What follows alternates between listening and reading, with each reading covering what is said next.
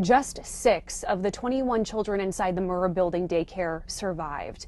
I'm 2 News anchor Christine Stanwood, and those 6 were once called miracle babies. PJ Allen was among them.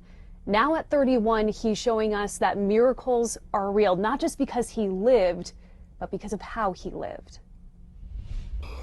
Sometimes I forget how loud I breathe. And I'm like, oh, I thought I was pretty quiet, but you're still pretty loud. It's okay, though. PJ Allen has never known life any other way, and he's okay with that. He was just 18 months old when the Murrah Building came crumbling down around him. He had burns over more than half of his body. Breathing in all the dirt, dust, and smoke damaged his lungs, collapsing one of them. That's why I talk the way I do, with the rasp. But he doesn't let it get him down. It's my voice. It's unique, and I like it that way. If I was to wake up one day with a whole nother lung and be quiet and all that, that would feel abnormal. Probably wouldn't know what to do. He's been through a lot, especially for a kid. Couldn't go outside, really, because of the skin damage. The sun would be too violent on it, so I would just wait till the sun go down, and then I'd get to go outside and play. He also had a tracheotomy until he was 11 years old. All of it was pretty normal for me because I was too young when anything happened to know any other way of life. Couldn't wait to go underwater. That was first thing I did was learn how to swim. Getting his trach out meant more than just being able to make a splash in the pool. It meant he could go to school with other kids. Probably didn't pay attention enough in class because I was trying to play with everybody, but with every word, every breath, he's reminded of what he's been through. I still have to take daily breathing treatments. They start when he first wakes up, then again after work. More if the weather doesn't cooperate or he's extra active, but PJ is grateful for each breath, even if he needs a little help taking them. Nothing's really gonna go away, but it's okay, because I appreciate being here today. He doesn't like to focus so much on where he's been, but how far he's come.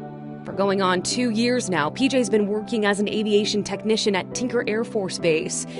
It's a career that came as no surprise to the most important woman in his life. My grandma always knew I was fascinated with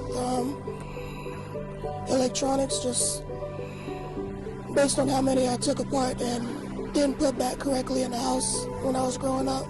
PJ says she's the one who encouraged him to try his hand at avionics.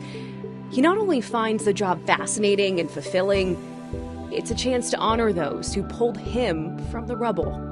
I wanted a way that I felt like I could help to give back to the world in a way. So working on planes allows me to help people in service similar to the people that helped me out on that day. If you spend any time talking with PJ, you'll quickly learn he looks for the silver lining in the darkest of clouds. My goal has always been to figure out what God wanted me to do in this world, because it, just like many others who didn't make it, I didn't have to come out that day and to waste a life or the extension of opportunity that I was given. I just can't settle with that. This time of year can be hard for the survivors, the families of those we lost, and the first responders. PJ takes a different perspective. I'm very appreciative that I wake up every day. Each year I just think about the journey and how I've grown. PJ hopes when people hear his story, it reminds them that everyone has struggles. The trick to overcoming them is to take things one breath, one step, one day at a time. You just gotta stay positive because it is a blessing to wake up every day. Every year, runners from across the state and the country come here to run the Oklahoma City Memorial Marathon. For some of those runners, the connection to the bombing runs deep.